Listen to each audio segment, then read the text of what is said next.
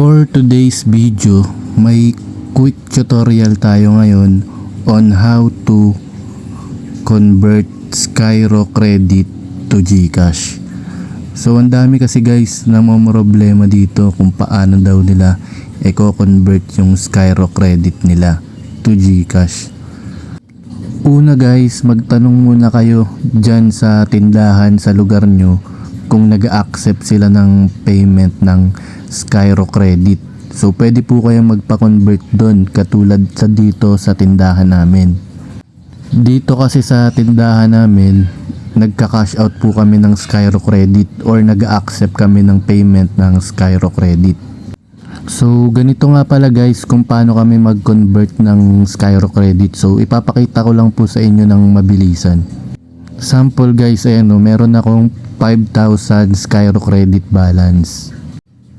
So itatapat ko lang guys yung QR code ng tindahan namin, then scan. So ganito lang po guys.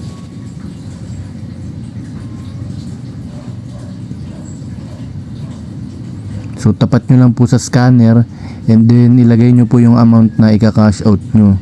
So sample lang guys, dito sa video magka-cash out ako ng 2,222. Then i-click nyo po yung pay 222. So itap nyo po yan sa baba, pay. So yun lang guys, ganun lang kabilis mag-cash out ng Skyro credit. So ayan, makikita nyo po bawas na po yung balance ko kanina na 5,000 kasi na-cash out ko na po yung 2,222. Kung nahihirapan naman po kayo maghanap ng tindahan sa lugar nyo na nagka-cash out ng Skyro credit or nagko-convert ng Skyro credit to GCash, message nyo lang ako sa Facebook account ko. Ayan po, mag-iiwan din ako ng link dyan sa baba ng comment section. Message nyo lang po ako dyan sa Facebook account ko.